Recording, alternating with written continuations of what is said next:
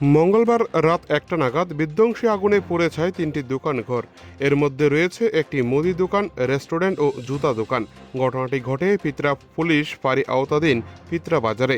ঘটনা বিবরণ প্রকাশ করতে গিয়ে ফাঁড়ির পুলিশ অফিসার জানান, গতকাল রাতে ১টা নাগাদ প্রথম দিকে রেস্টুরেন্টের ভেতরে গ্যাস সিলিন্ডার বিকট শব্দে বিস্ফোরণ ঘটে।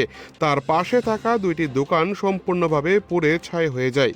এই ঘটনায় রাতের টহলরত পুলিশ ঘটনাটি প্রত্যক্ষ করতেই সাথে সাথে দমকল অফিসে খবর দেয়।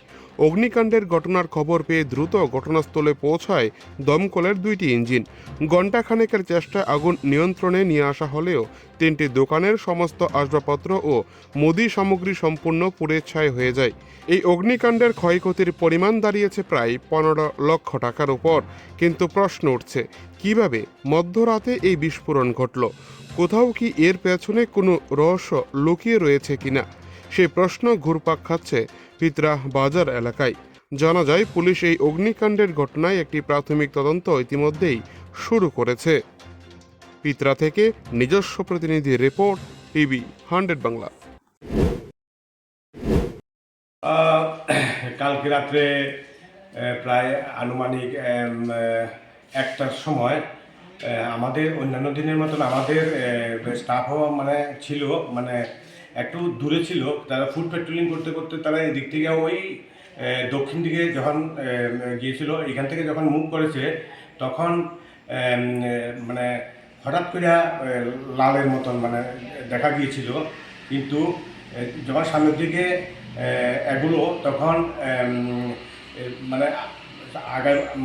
আগানির সঙ্গে সঙ্গে যখন কাছে ছিল প্রায় তখন 1টা 10 বাজে, তখন একটা সিলিন্ডার বিকট আওয়াজ করে ব্রাস্ট হয়েছে। তখন ধপ করে জ্বলে উঠছে। কয়টা দোকান পোড়া গেছে? 3টা দোকান পোড়া গেছে। কি দোকান আছিল তিনটা? একটা মুদি দোকান ছিল, একটা জুতার দোকান আর একটা রেস্টুরেন্ট। কেমন ক্ষয়ক্ষতি বা আপনারা আনুমানিক দেখতে পাবেন? ক্ষয়ক্ষতির পরিমাণ, যেমন মুদি দোকান উনি বলেছিলেন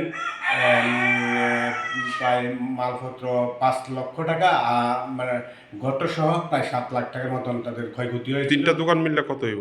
3টা দোকান মিলে প্রায় 10 লাখের মতন। 2 লাখ প্লাস 3 লাখ প্লাস 5 লাখ। কতটা আপনার ইঞ্জিন আইছিল দমকলের? দুইটা এসেছিল। দুইটাই রাত্রে আইছিল? তখন আমরা সবাই ছিলাম এখানে পিত্রা থানা? হ্যাঁ, পিত্রা থানার অধীনে, আমরা সবাই স্টাফ ছিলাম তখন।